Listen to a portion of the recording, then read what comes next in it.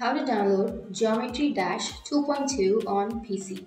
So if you want to download Geometry Dash 2.2 on PC, then what you need to do is first you need to go for your browser. So open up your browser. I'll be here with Chrome browser.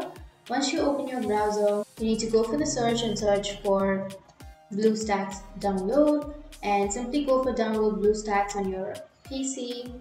And here go for the download BlueStacks again, click on that and go for the upper right, which has that downloads option, and here you need to go for full download history and open up that BlueStacks and click on yes, and now it has been downloaded. So to install that, go for install now and click on I agree.